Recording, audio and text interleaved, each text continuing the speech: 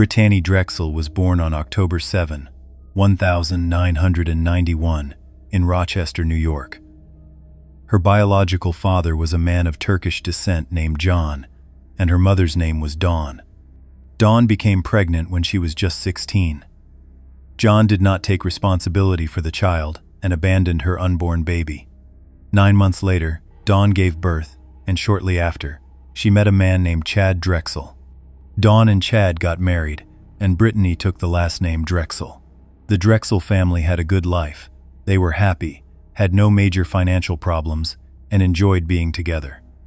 But unfortunately, when Brittanee was a few years old, they found out one of her eyes was misaligned and needed surgery. They performed several operations, and eventually, Brittanee's right eye went blind. From then on, Brittanee always wore a contact lens so no one would notice her eye's misalignment.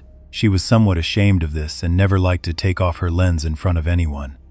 In April 2009, 17-year-old Brittanee asked her mother for permission to go on a trip with some friends to Myrtle Beach in South Carolina. The people with her were her boyfriend and a few of her girlfriends. Dawn knew Brittanee's boyfriend, but not the others.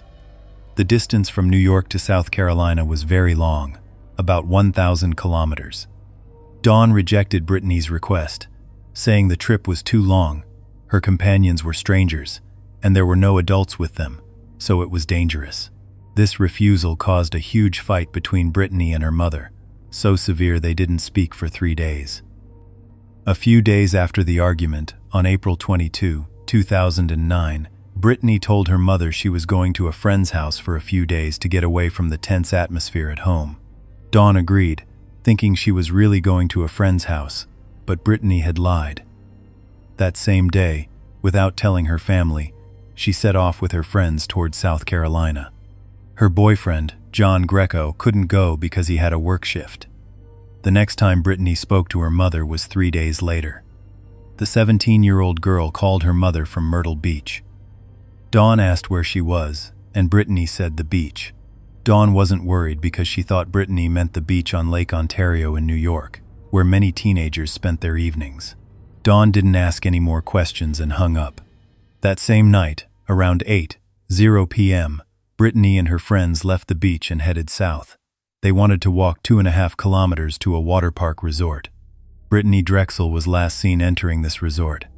Security cameras recorded the 17-year-old girl in a black and white top, short shorts, and flip-flops, with a bag in her hand, at 8:45 p.m. Phone records showed that from that moment until half an hour later, Brittanee was chatting with her boyfriend John. They were just talking when at 9:15 p.m., Brittanee's messages suddenly stopped. She was in the middle of the conversation but stopped writing and left John's message unanswered. John got worried, called her, and sent many other messages but got no reply. In his last message, he even said if she didn't reply, he would call her family, but Brittanee still didn't respond. John then went to Brittanee's travel companions and asked them where his girlfriend was, but no one knew anything. Finally, seeing no other option, John called Brittanee's mother, Dawn. Dawn had no idea until that moment that her daughter was in another state, 1,000 kilometers away. John told Dawn what happened, and together they called the Rochester police and explained everything. All of them kept calling and messaging Brittanee's phone, but there was no answer. The Myrtle Beach police began their search the morning after Brittanee disappeared. Their first clue was the security camera footage from the resort, which showed Brittanee having fun with her friends and in good spirits. The police questioned everyone who worked there and found a 20-year-old boy named Peter Brozowitz, who was apparently the last person to have seen Brittanee safe and sound. Peter was from Rochester and was in Myrtle Beach for a vacation. He was working temporarily at a nightclub. According to Peter, he and Brittanee had seen each other the night before she disappeared. They had met a few times before in Rochester, so that night they chatted a little. Peter lived with a few other men in shared rooms. The people who were Peter's roommates told the police that he had returned to their room at the usual time on the past few nights and there was nothing suspicious. In short, after a lot of investigation, the police realized that even though Peter was the last person to have seen Brittanee, he could not be considered a suspect. They searched Brittanee's hotel room and found all her belongings in place: clothes, makeup, personal items, everything was in order. Only the top and shorts she was wearing that night were missing. The police search of Brittanee's room revealed that her mobile phone was with her when she disappeared. The police tracked her phone and found that the last data from it was from April 26.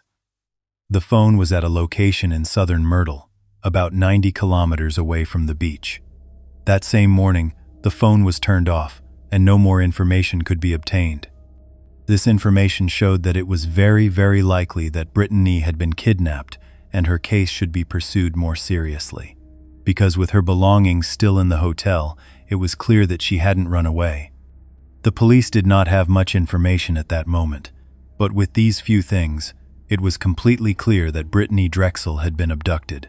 For 11 days, the police searched all the surrounding beaches and places where a body might be found, but they found nothing of Brittanee. Their investigation was like a maze, with no clues, no suspects, and no progress. They questioned many people, but Brittanee was not found. During this time, Dawn and Peter Brazowitz were deeply involved in the case. They went on several TV shows, like Dr. Phil's, and talked about Brittanee's case. Peter said that after the police labeled him a suspect, he lost many friends and was badly disgraced. Dawn also talked about her life after her daughter's disappearance. She said that a day after Brittanee disappeared, she went to Myrtle Beach and decided to live there until she heard news of her daughter. In 2014, Dawn Drexel said that Brittanee was not a rebellious girl and usually listened to her parents. She guessed that Brittanee might have been promised something, like a modeling job, which made her go to South Carolina. Dawn's main point was that Brittanee had most likely fallen into sex trafficking. The first person to bring up sex trafficking was Dawn, and when she did, it angered South Carolina officials.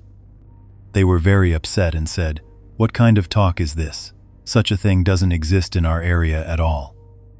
They were so offended that they claimed no human trafficking ever happened there.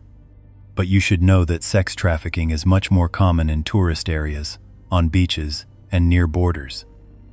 So the theory that Brittanee got caught up in a human trafficking system was very likely. It is even more interesting that in 2019, a report showed that the city where Brittanee disappeared had the highest rate of human trafficking in all of South Carolina. In June 2016, the FBI held a press conference and said, "We believe Brittanee Drexel was abducted and murdered shortly after." They didn't state their reason but announced a 25-0 reward for anyone who provided correct information. This is when the case became very famous, and although it had been 5 years since she disappeared, the case was back in the spotlight. Exactly 2 months after this conference, a prisoner in South Carolina named Taquan Brown claimed to have important information about Brittanee's murder. Brown was serving a 25-year sentence for manslaughter. He told the police that in 2009, a few days after Brittanee's disappearance, he went to the house of a local criminal to pay a debt. The homeowner was an old man named Taylor, who had a son named Timothy Deshaun Taylor. Brown said that when he entered the house, he saw Timothy and some of his friends sexually assaulting and tormenting Brittanee. Brown ignored them, went to the backyard, paid his debt to Timothy's father, and chatted with him. During this time, Brittanee escaped from the house, but she was not well, and Timothy caught her again. Brown said Timothy was very angry about Brittanee's escape, beat her with a whip, and then killed the 17-year-old girl with 2 bullets. Taquan Brown left the Taylor house after this, but he later heard from his friends that Brittanee's body was wrapped in a cloth and thrown into one of the alligator-filled lakes in the area. The police investigated Taquan Brown's statements, and another prisoner also confirmed the story to some extent. This second prisoner said that Timothy had kidnapped Brittanee from Myrtle Beach, taken her to McClellanville, and after sexually assaulting her, tried to sell her to sex traffickers. But when he saw that Brittanee's case was getting a lot of attention, he was afraid of being caught and killed her. At the time of Brown's confessions, Timothy Taylor was in prison for a different crime. They questioned Timothy and Taquan and did a lot of research, but they got nowhere. Taquan changed his story several times. Timothy's behavior during interrogations was not normal. He didn't speak properly and confused everyone. While they were dealing with the legal matters, The FBI search team, in March 2017, for 3 days, searched the forests and suspicious grounds of the area that Brown had mentioned. At the end of the search, a senior FBI agent said, "I'm not saying we found anything, but I'm sure the investigation of this case has made progress. We have taken a big step towards bringing Brittanee's killer to justice." But all of Taquan Brown's statements, the court cases, and the accusations against Timothy Taylor were all based on nothing. Brown had been lying from the very beginning. The most tragic part of the case is that the police didn't realize all of Brown's statements were lies until just a few months ago. 13 years of police investigation led to nothing until in early May 2022. A 62-year-old man named Raymond Douglas Moody turned himself in and confessed to Brittanee Drexel's murder. Raymond Moody was not a normal citizen of South Carolina. His past was full of bad events. In 1983 in California, he was convicted of rape, sexual assault, and kidnapping of a child under 14. He was sentenced to 20 years in prison. His original sentence was 40 years, but after 20 years, he was released on parole and was supposed to be under police supervision for the next 20 years. After his release, Raymond Moody requested to move to South Carolina. His name was still registered on the sex offender registry. But a small mistake occurred in the system. From 2010 onwards, his details were not being updated, and he was no longer under close police supervision. The police didn't follow up to see what he was doing with his life or, better yet, with the lives of others. Moody was actually one of the initial suspects in the case. His name was even in another kidnapping case in 2005, but when the police went to his house in February 2012, they found nothing, and the investigation became difficult. Moody didn't cooperate at all. On May 11, 2022, Raymond Moody told the police where Brittanee's body was. The search for her remains took only a few hours. Police found Brittanee Drexel's bones at a depth of 1.5 meters under the soil in the forest near the city. After sending the bones to the medical examiner's office, they confirmed the identity of the body with dental records and DNA on May 15 and informed her family. A day later, Raymond Moody was officially arrested, and the new information was made public. Raymond said that on the morning of April 26, 2009, he had suffocated the 17-year-old girl with his hands and then hidden her under the soil in a 1.5-meter deep pit. What else he did to Brittanee is not known, but given Raymond Moody's record, the reason for her murder can only be sexual violence and assault. Moody was convicted in court of first-degree murder, kidnapping, and first-degree sexual violence. The state of South Carolina still has the death penalty, and Raymond Moody was sentenced to death for his crime. He is now on South Carolina's death row.